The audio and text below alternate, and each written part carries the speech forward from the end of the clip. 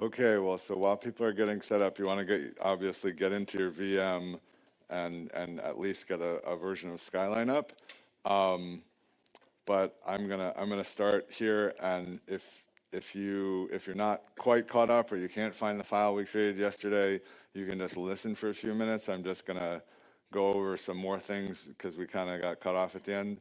Go over a little bit more of how I look at this library and what I might do with this library. So this is not actually the library we're going to use. We're going to recreate the library from scratch using a new wizard in Skyline, sort of based on the last year's course. And you did a tutorial yesterday, so you have some feeling of what it was like before this was fully supported in the wizard. So you went and did a whole bunch of exercises. Go over here, do this.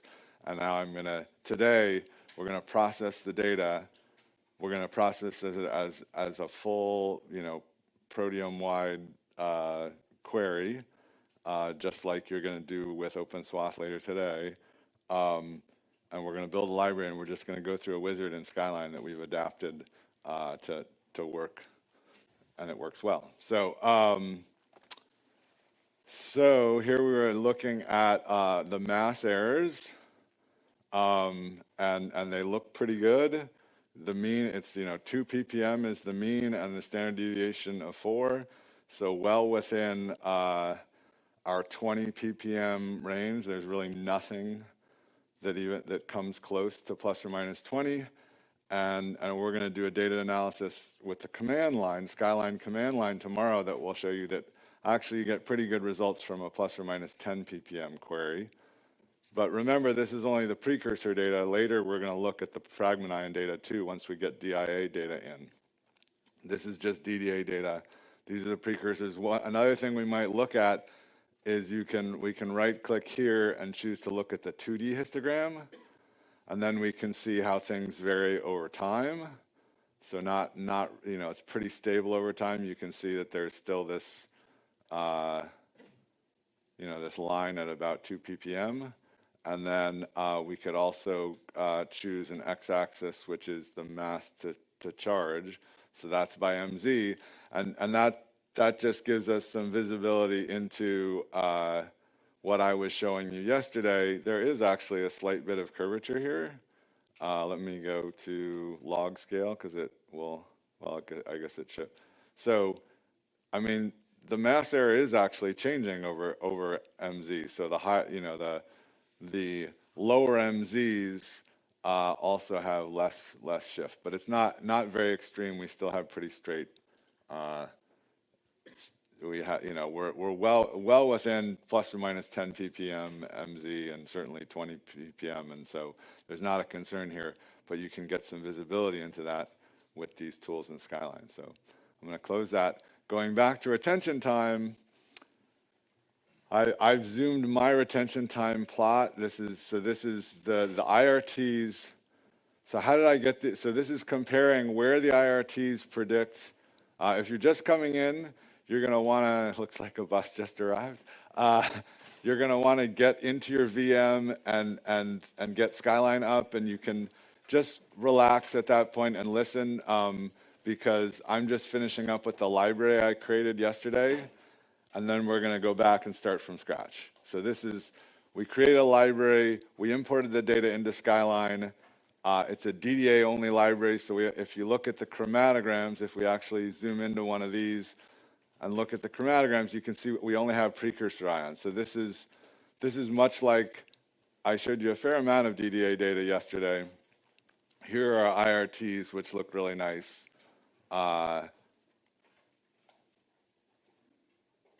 So yeah, I mean, this one actually has an ID out here. You can see maybe this is one of our tail.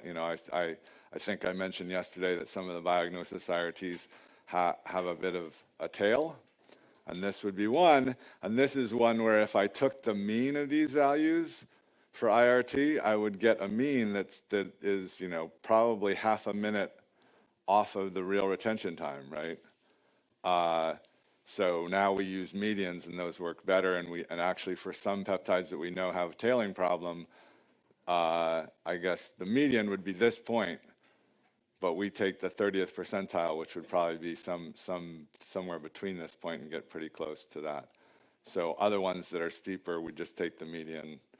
So, but these IRTs were built off these ID times, right? When the IRTs were built, we built a library, and we're going to do this again for DIA. We built a library, and we built the IRTs just off of these ID times. And then actually, when we're in this mode where we have DDA data, we can go and look at retention times alignment, and this will show us the run-to-run alignment in our library based on ID times again. So this is, that's the alignment. You can see that there are a few shared peptides. The R is 0.9992, 0 outliers. You can see some things you consider outliers, but they're not sort of far enough off or impacting this regression enough that we care. And so this is including 7,000 points. So when yesterday, remember when we imported a library that we knew contained 2 files, and Skyline said, I created the IRTs from one thing. And somebody asked, well, why is that? And that is because we do internal alignment. This is the internal alignment you're seeing. So we use 7,000 points to align those 2 runs together and then build IRTs out of that because of that effect that I showed you where you see the rocket ship blasting off, which was our attempt to build IRTs by aligning every run to the IRTs.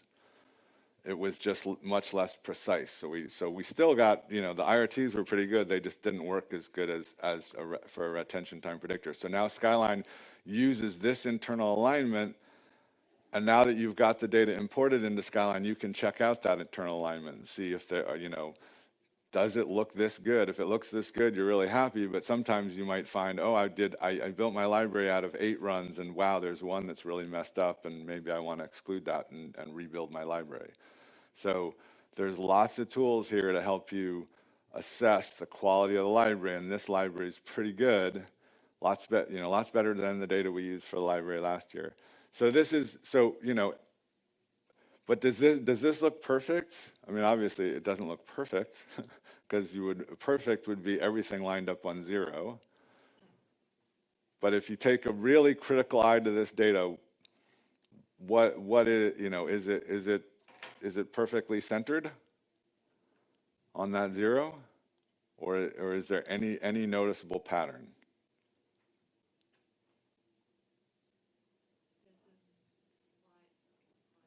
Yeah, it's got a really slight incline. This is not going to really affect our statistics. It's got a really slight incline. This is, like if you see your IRTs looking like this with the vast majority of things within a minute, within half a minute, and pretty well lined up on 0, this is great. And we should remember that, I don't know whether it's been stated, but these libraries are collected on the same chromatography as the DIA. So this is how well the peaks correlate to the DIA. So this is how well the MS1 peaks in the data correlate to what we saw in the MS2. So this is great. If we saw not quite as pretty a picture here, if we, maybe we saw some curvature, or there's more of a shift. Let's actually quickly, another way to illustrate this is there are multiple ways we can look at this plot. So I can switch to points. And so right now I'm just looking at all the targets. I can switch to standards. Oops, I get it. Points, standards. So if I switch to standards, those are my standards, and that's how they line up on the line. So when I first switched here, I was kind of expecting to see them all lined up on the line, because when Skyline asked me, do you want to retrain your standards? I said, yes. Why are they not all on the line? Why is there some variance here? And even one that's a half a minute away from where it was predicted. Let's see which one that is. Click on it. So that's this DLG peptide, and if we look at it, so yeah, it's getting predicted a half minute early, and if we look at these 2 runs, Why do you think it's getting predicted a half minute early?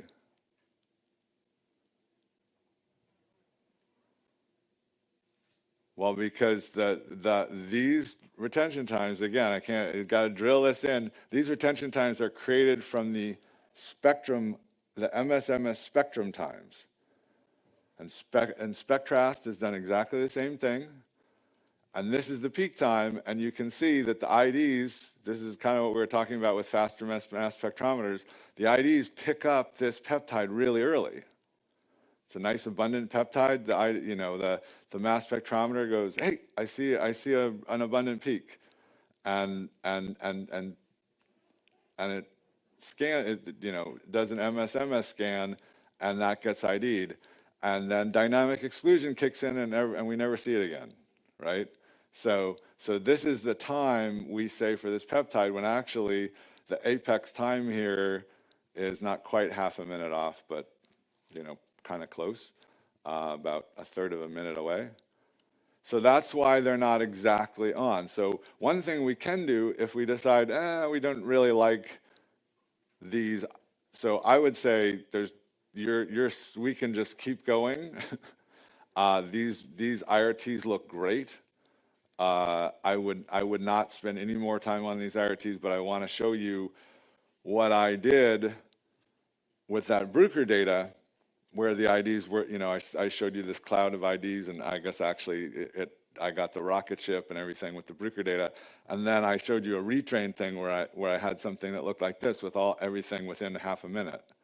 And the way I got that was to, I'm gonna put this away for a second. The way I got that was to painstakingly go through every IRT and make sure it was integrated correctly so that I had the right apex times for everything. And then what I did was I went to settings, peptide settings. If you're able to follow along.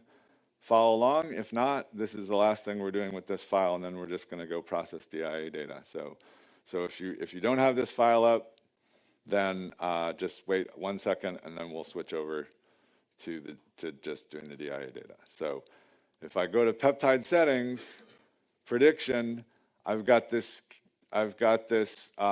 predictor, which is the one that was built from the library. If I edit this current calculator, you can see that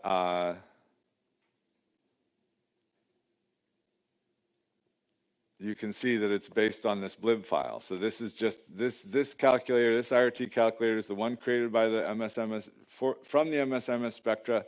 It's stored in our library. So our library has the spectra, it has the IRTs, but I can create a separate IRT library for myself, and so where I change these values. So I'm going to cancel out of here, and I'm going to go to edit list, and I'm going to copy that library, and I'm going to name this one QEDDA library retrained. And now, so it's still based on the blib file, but as soon as I make an edit, Skyline's going to go, well, I'm not going to edit that blib file, so I'm going to create you a new file. So we'll just wait for it to tell us that. You can see that these are not the default diagnosis values. Like this GAGS would be 0 in the diagnosis things. These are our retrained values that were retrained to our spectra. We're going to end up retraining them to our peaks in a second. So, but the first thing we're going to do is just go add results to the measured peptides. And this is how we would retrain, and it says, hey, I actually, in this case, it's not actually doing a prior alignment, it is doing each IRT separately. You can see that I have R's of 1. It's incredibly good. I can look at both those regressions. So it's come up with IRT measurements for all of them based on the peaks, and then taking the averages. And so it's telling me there are 13,101 peptide IRT values calculated from MS scans that will be replaced with IRT values calculated from chromatogram peaks. And that can be desirable. It's not a big deal here because the way Skyline does things with the spectra and the quality of the spectra are good enough that we don't need this, but I'll just go click OK. And then it says, do you want to retrain your IRT standards? Again, it asked me this question, do you want your IRT standards to be retrained to this data? And I'll say yes. And so now I've got, you can see that these standard values change slightly. And if I click OK, then it says, hey, spectral libraries cannot be modified. You must save the IRT calculator as a new file. I click OK to that. And where do I want to put that? I want to go back to where I'm working, which is DIA course completed library, right? If I look at all the files in here, I can see all the files I was working on. I can see my lib file, which is here, and I'm just going to name the same thing. I'm going to call it QE DDA library .irtdb, or I don't need to type the extension. If I just leave it QE DDA library, Skyline will put the extension on it. And then if I click save, now I've got a complete new library. It's in a separate file. There it is in my list, and I click OK. And I think, well, I was expecting, I guess it just switched this to that library, it looks like. So yeah, I might want to create a,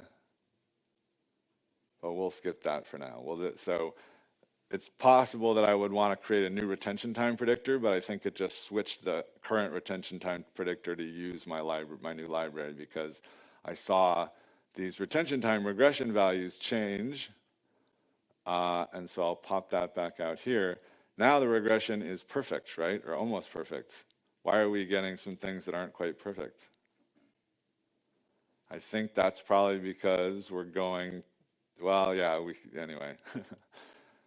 They're pretty close to perfect. If I go to standards, these are also extremely close to perfect. They've just been retrained to be on that line.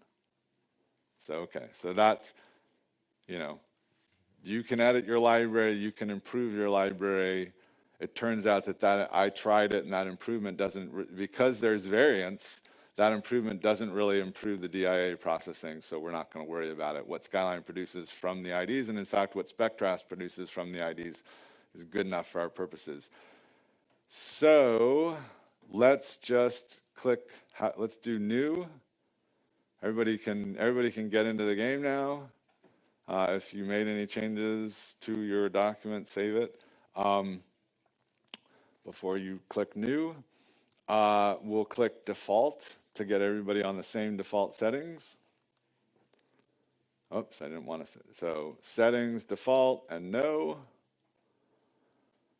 And I'm going to close this window. And then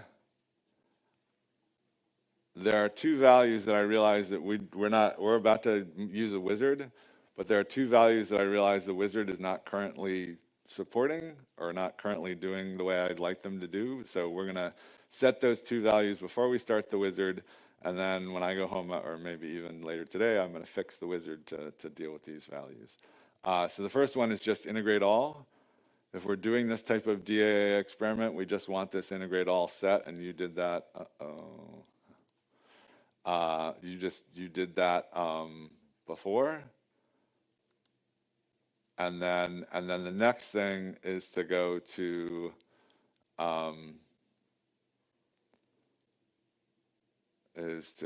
transition settings, and you did this also yesterday, instrument, and we're going to set the minimum to 350 because that's what you use for Spectrast, and the maximum to 2000.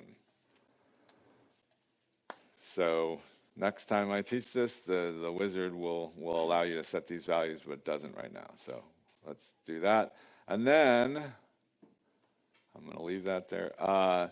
Let's go to settings and save current. And we'll just call these settings baseline.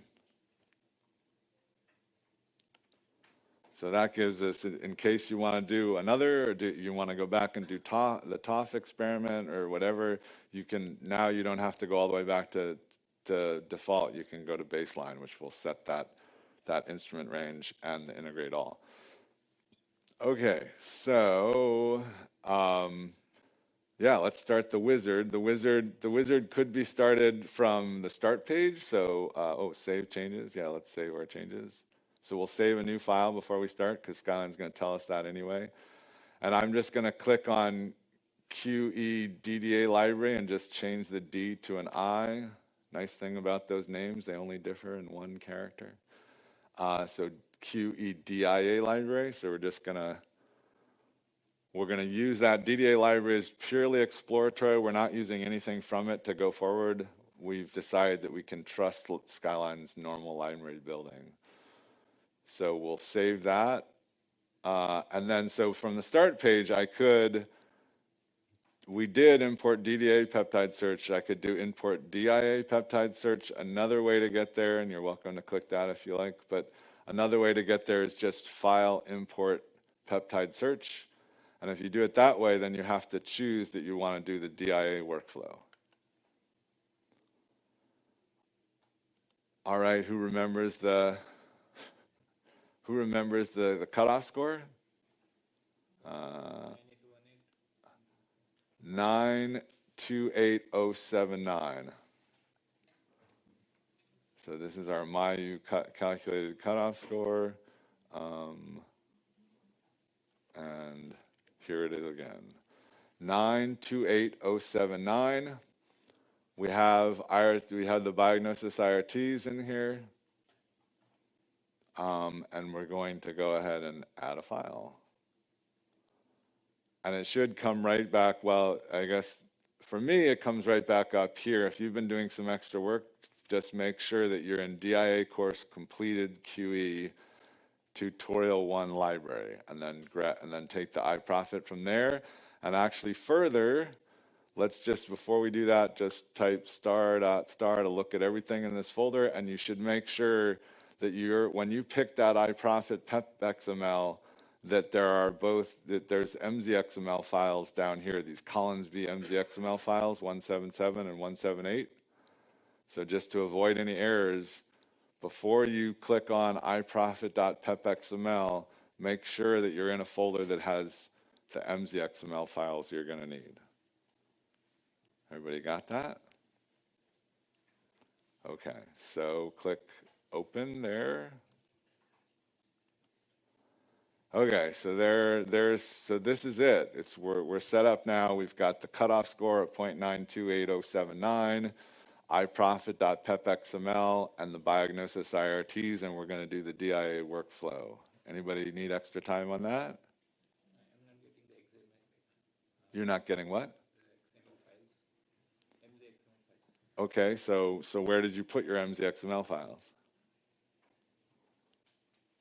So yeah, I'm in DIA course completed QE. It's possible yesterday that you put your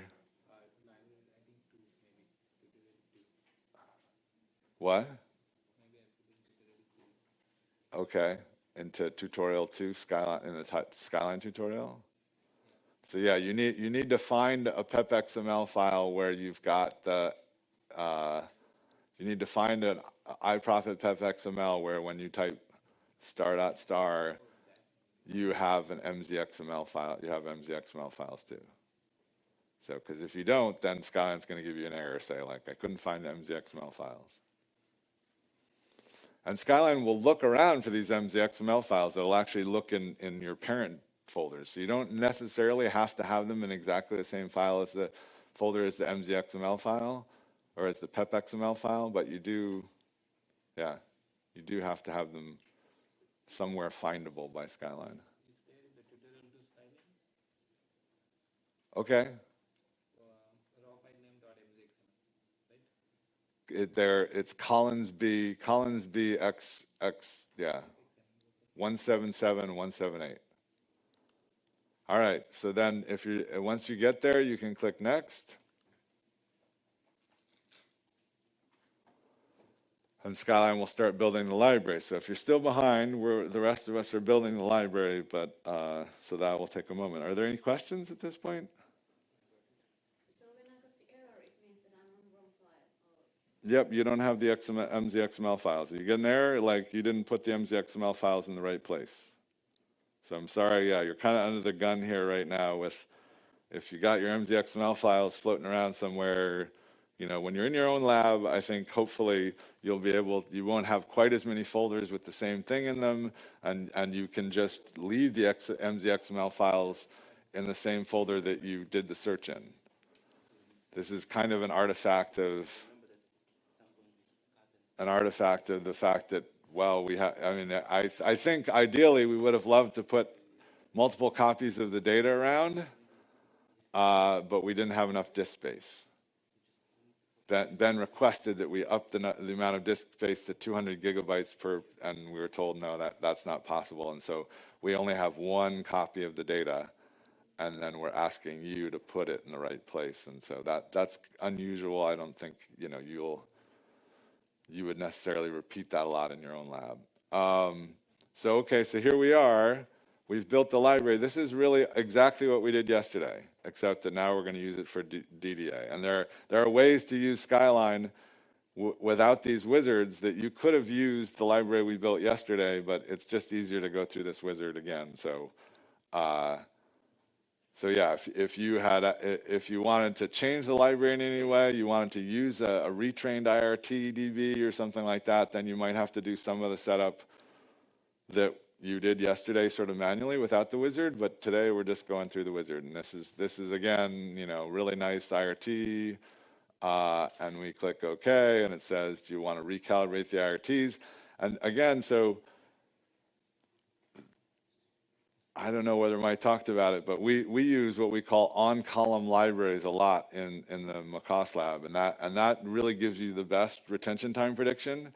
If you have a library that was built on the same chromatography as your DIA data, and we actually even now build these things called Chromatogram libraries, which are on column, and the way we build them is to, and this is Brian Searle's innovation, is to put the runs that that library gets built from interspersed with the experimental data. So if he's collecting 50 replicates, he will do, you know, every 10 or so runs, he will put in a library run, a gas phase fractionated. Well, you could do it DDA too. So you put in and then you're guaranteed that, wow, the chromatography is very, very similar, and you're going to get really good IRTs, because you know, another mistake, I think, when I was looking at the Navarro data library, I sort of became convinced that there were some column conditioning issues. And if you're running libraries with the same sample interspersed with your experimental data, then, you know, your column's conditioned. If you're not doing fractionation, if you're not doing sample fractionation, you're just shooting the same type of sample over and over again. So that's a really, really reproducible way of creating a library. So anyway, if you do anything like that, and certainly if you just have on-column libraries, you're going to benefit from retraining the IRT standards themselves to the chromatography, because that will give you the most precise way of repeating for your same chromatography. So click yes, because that's what we have. We have on-column libraries. And now Skyline's saying, okay, well, you built the library out of DDA data, but show me your DIA data.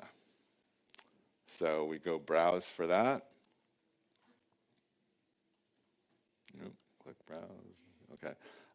So, and that's going to be in C, DIA course, data, DIA data, QE, and then here are the 6 replicates, 171 through 176.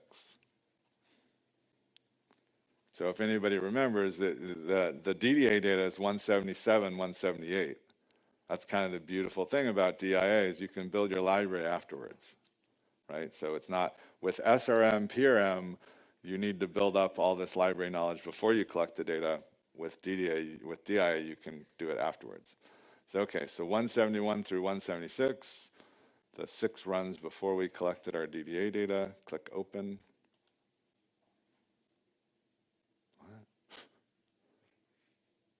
I'm going to cancel out of that. Okay. I must have clicked the browse button twice or something. Okay, so it's got my files. Everybody see that? Okay, everybody, and you want several or many. It's not going to make a difference on this VM because this VM only has, if you look, it's got 4 cores. So I bring up the task manager and check that out. So that means that several and many are both going to use two files at a time. So click next. And now Skyline tells me I can shorten the names a little bit, and I'll shorten them to get rid of the Collinsby X1803.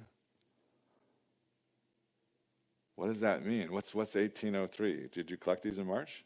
Yeah. Okay, so even new, I thought they were the Hoopa data, but because you did the Q exactive. Okay, so collected 2018 March. Click OK. Okay, so now yesterday we said we were going to do 2, 3, and 4. Ion charges 1 and 2. YBP, so we're going to allow Skyline to keep the precursor this time. We'll go ahead and use the DIA precursor window for exclusion, or no, actually, let's not do that. This is I would do it for the TOF data because they're narrower windows. For the QE data, we only have 19 windows. We're going to exclude a lot if we exclude the windows from our fragment ion. So just leave that alone. Ion match tolerance. This is QE data. 0.5 is like 50 ppm. 0.05 is like 50 ppm. So that's a huge mass tolerance. Yesterday, I noticed that the TOF data, or the TOF, I would change the tutorial yesterday from being, it left it at 0.5, but I would probably also click that to 0.05 because for a 6600, 50 ppm is plenty. We've got 6 product ions and a minimum of 6 product ions. So that means we want 6 product ions, and we're not going to take a spectrum that doesn't have at least 6 product ions for us. So we'll just leave that.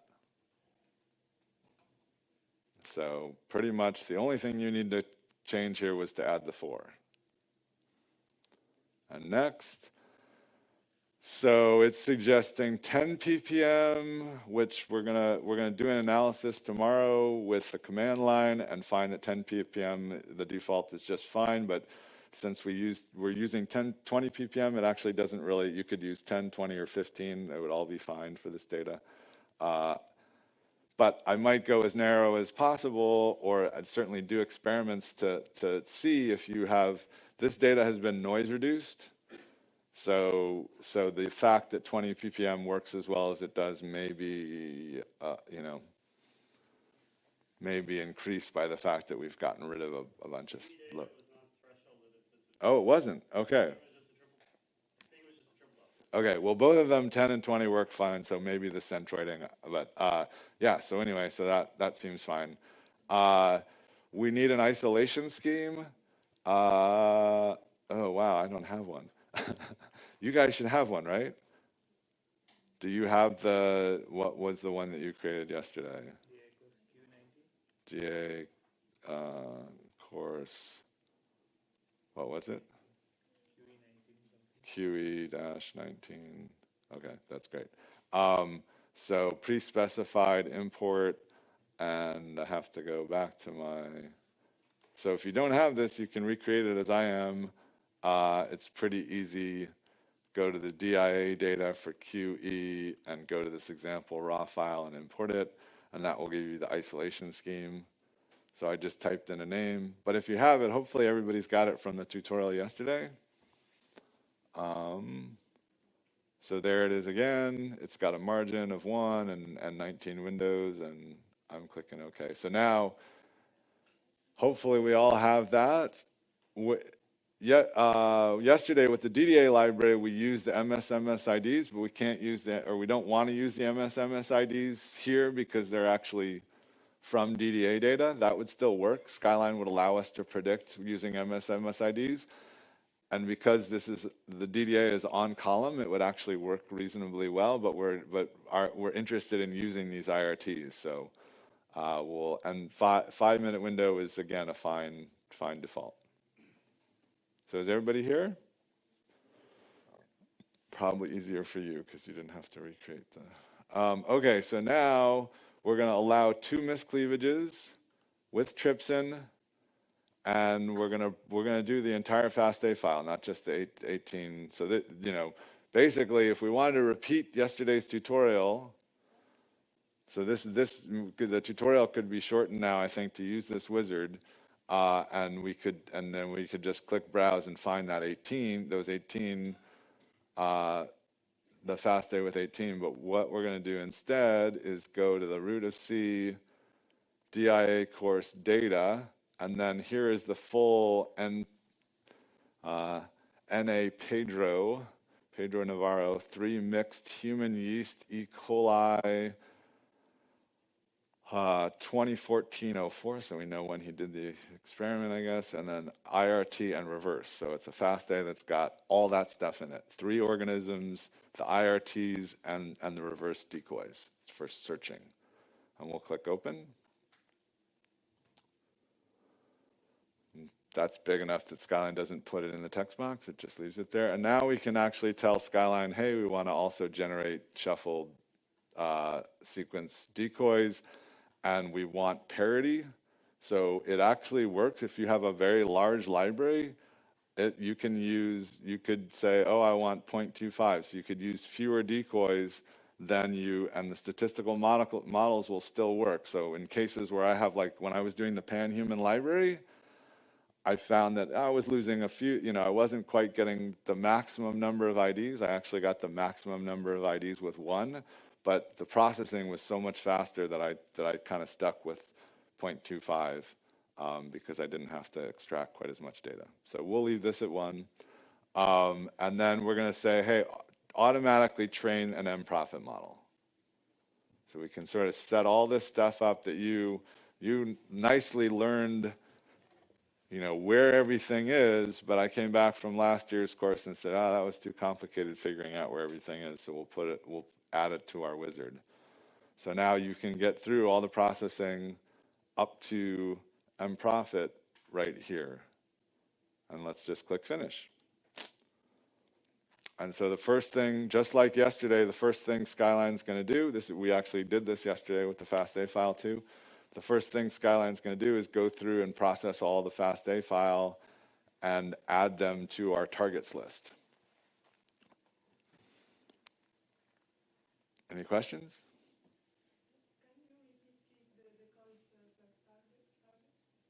Where the FASTA file is?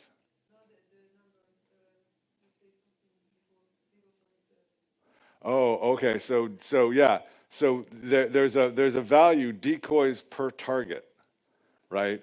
And so we had, well, we'll see how many targets we have soon, but we have thousands of targets. And the simple default in Skyline and most tools is just to duplicate the same number of decoys as targets. But the statistical modeling doesn't require that, and in fact, something that's encouraging about the statistical modeling, again, if you think about what should be possible, if you remember Ludovic's talk yesterday, the decoys are just to apply a pi 0 and scale how many false discoveries we have. So, me, again, I think about, okay, well, if that's true, what should work? And so I should be able to scale the number of decoys without radically changing the number of detected peptides. And so I did that with Ben's pan-human library. I scaled from, I don't know, like 1/8 all the way to 8 times as many decoys. So I did these using the technique we're going to learn tomorrow with the command line. I did these multiple replicate experiments overnight while I slept, to measure, to where I had 6 million transitions. It was 8 times as many decoys as targets in the pan-human library. And sure enough, I mean, there was an optimum. It looked like 1-to-1 was actually pretty good, but for the most part, it was within variance. I mean, they were varying by hundreds and things, and way out at the extremes, you could start to see things getting worse. But so for the most part, the decoy modeling does its job, and you don't necessarily, if you have a large enough number of targets, you don't necessarily have to use 1-to-1 decoys. Skyline allows you to choose that here. Okay, so now I'm done. Here again, we get the same number of proteins and peptides, more transitions now because we're including both MS1 and MSMS, so we're up to over 250,000 transitions. So Skyline's gonna work harder to extract those all, so we better get moving. We could choose to only take, 2-hit proteins if we wanted. That's not a bad filter. But we can also just remove duplicate peptides, which we want to do. So, and when we look at the assay library tomorrow, you're going to see that it didn't remove duplicate peptides, but remember this, when we remove duplicate peptides, we're getting about 3,100 proteins. And you'll see that the assay library generation tool we have has a trick of keeping the duplicate peptides by putting them into proteins that have all the names of the things that they belong to, so they get separated from the unique. The unique peptides go into a unique protein with a unique name, and the duplicate peptides get kept, but they get put into special space, and we don't really have that in Skyline. So click OK with 3,115 proteins, and Skyline will add that, and it will start extracting the data. And this actually, wow, this might take to the end of our time.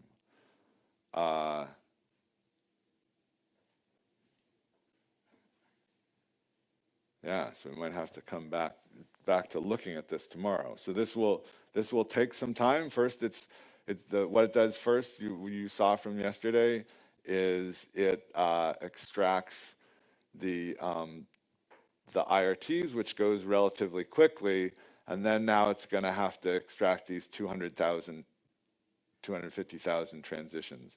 If you right-click on the taskbar, then you can bring up Task Manager, and I think it's worth, so maybe you'll come up in this processes mode, and maybe you'll come up with no details like this. Do people have that? When you bring up the Task Manager, what do you see? Something like this? So what you want to do is click on More Details, and then you can already see that Skyline's using 70% of my CPU. And I'm going to switch to performance, and you maybe see this overall utilization graph. And so what I usually do is I like to change graph to logical processors. So this is a VM. I don't know what it's running on. Maybe it's probably some huge server that's got lots and lots of processors, but you've been given 4 logical processors, and they're running at 2.4 gigahertz. So if you have an i7 at work, a normal desktop computer, who's working on a desktop computer? Who's working on their laptop? What? Yeah. So and there are not enough hands that have gone up. Who's working on the laptop they have here? Like when they're doing their data processing? Okay, who's working on a dedicated desktop that you sit at? Okay, and are and who has who has less than 16 gigabytes of RAM? Do you know? So who has more than 16 gigabytes of RAM on their desktop? Wow, awesome guys.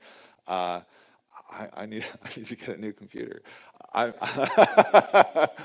was just looking at, they have these new six core machines with, and my developers are generally getting 64 gigabytes. So I recommend that if you're buying a computer today, I would get 64 gigabytes of RAM, and I would be looking at these new 6-core, which will give you 12 logical processors. So if you do this in your lab at your desktop, actually, can I switch quickly? Well, no, I'll do that tomorrow. So in my lab, when I do this, I see 8, and that's fairly standard. If you just have this is Intel Xeon that's running on some big, huge NUMA box, and it's an Intel Xeon running at 2.4. You will likely see 8 of these, and they will be running at like 3.5, 3.7, or something like that. And if they're not, then you should check your power settings and all that sort of stuff. So, okay, so wait, so who is working on something really big with like, I mean, we have a machine we bought just because we were working with ETH, and they had really big machines that had lots and lots of processors. So we have one with 48 logical processors that I'm going to show you tomorrow. Who has something like that? Just easy access to. 28 something, and the lab system with 128 GB. Okay, 128, yeah, CPUs. That's awesome. So you can achieve lots and lots of parallelization. I mean, like if you have enough files, you can use 100% of that CPU with one Skyline processing of DIA data. And we only have 6 files, but I'll show you how in a command line you can process all 6 at once, and it'll, something that takes 20 minutes here will take 4 minutes on that machine.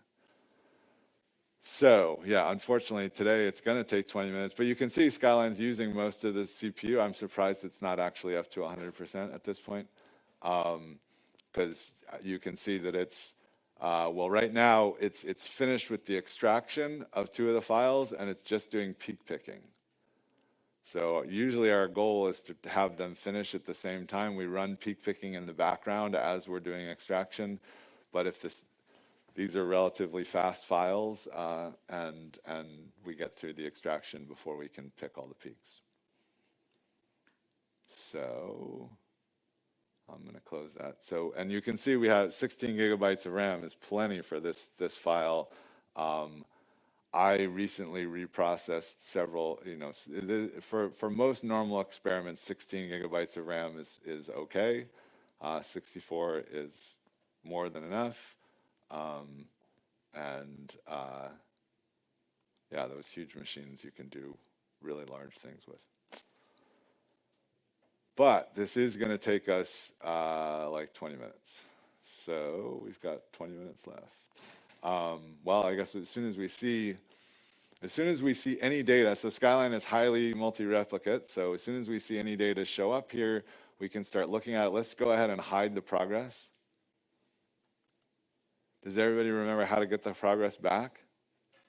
You hid the progress, do you know how to? Okay, so here you can still see the progress down in the status bar.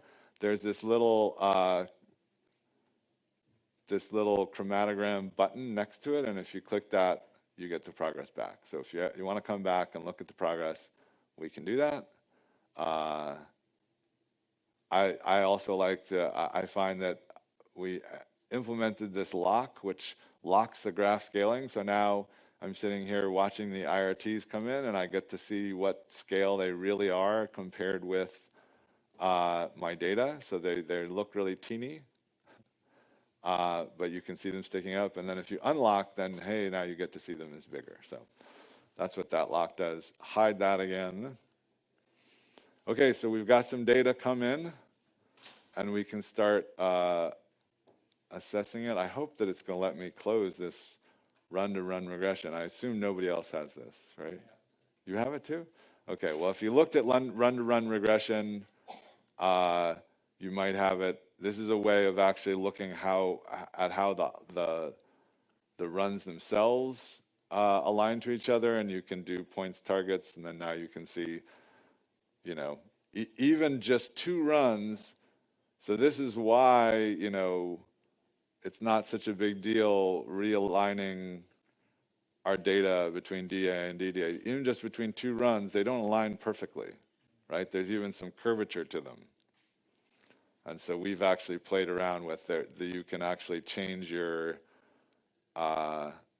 regression method to low S, and that will pull out the curvature. But anyway, we're not going to get into that. We'll try to close this one. Hopefully it won't just keep coming back. Let's go ahead and open retention time replicate comparison and peak area replicate comparison, which are just F7 and F8. So to start training our muscles, we won't pick them from the menu. We'll do F7 and F8. And for me, they show up where I last used them. And they show up saying, select a peptide. So let's select a peptide, or let's select a protein, actually. So if you select that first IRT protein, that's usually a good thing to look at to see how how you're feeling about your data quality. Okay, and so you can see we only have 2 runs imported, the 1 and the 2. How do people feel about the data quality? What can you tell from what you see in these things?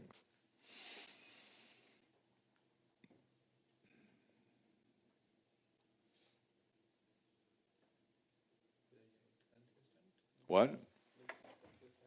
Yeah, well, let's look at the summary plots. These are pretty consistent, right? We said, yesterday we said we expect the retention time plots to, we expect these things to go straight across, right? And then up here, what did we expect out of the peak areas? Second and kind of have more intensity. Yeah, we see, except for that one peptide, which is that peptide. This is our second eluting peptide, that green one, or maybe actually this. I'm having a hard time seeing which one's which, but we can solve that just by clicking on one of them. I think it's probably the second eluting, but I can click on it. And yeah, so the second eluting one is kind of bucking the trend. A lot of them are dropping, but the second eluting one is, or a lot of them are going up and getting more intense, and the second eluting one's going down. And so don't really totally know why that is yet. Let's actually get the chromatograms so we can see them all. So view, arrange graphs, tiled.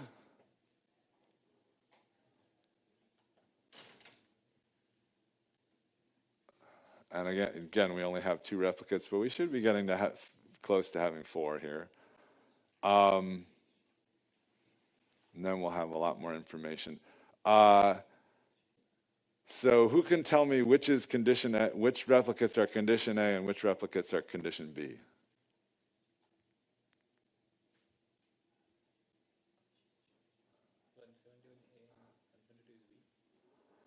Yeah, so 171, 173, and the odd numbered ones are A, and the even numbered ones are B. So let's go. We're going to need that. So let's go to our document grid.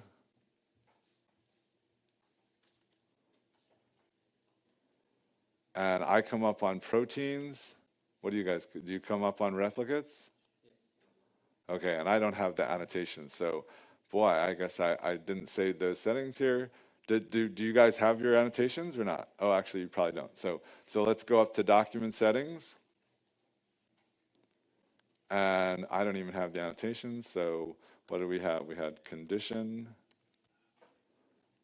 which was a value list of A and B, and applied to replicates. Do you guys, is there anybody else who doesn't have the annotations? Or do you have, okay, so raise your hand if you don't have the annotations. Yeah, if you have the annotations, just checkbox them. If you don't, trait condition, value list, A and B, and applies to replicates.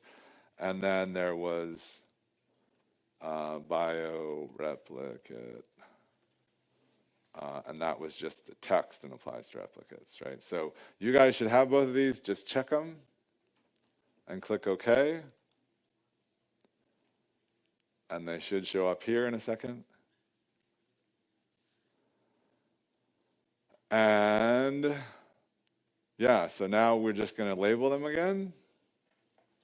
So A, B, A, B, A, whoops, A, B, and you just type enter between each one.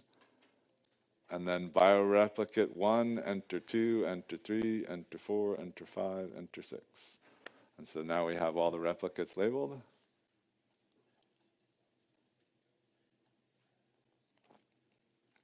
Everybody got that? Anybody need more time? Okay. It's fine. We got time. It looks like I now have 4 replicates. Most of you should be, like, the nice thing about us all being on VMs is these things just all happen at the same speed. So most of you should be close to where I am with 4 replicates imported. Oh, 50%? Really? I must have put you on a slow machine.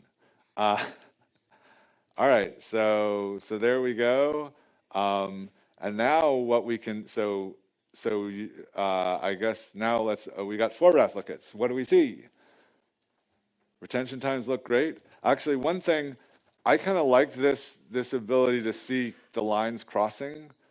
It's not a big deal here, but we can right-click in this retention time plot and change the value from all to retention time. And then we get a line plot here too.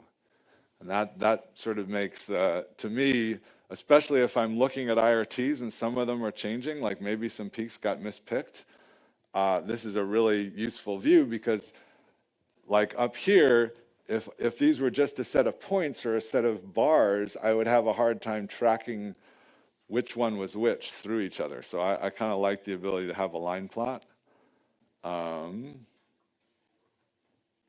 Everybody, how's that looking? Okay, so that, that the retention times look good.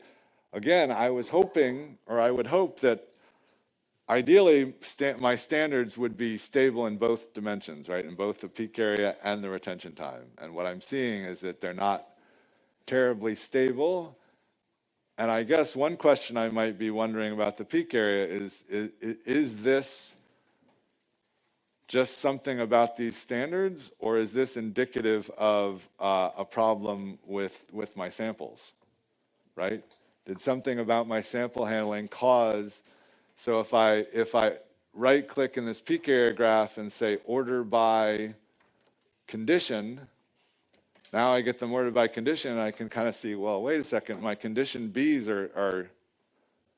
my condition A's are lower than my condition B's, sort of systematically, and it'll be interesting to see if that holds out.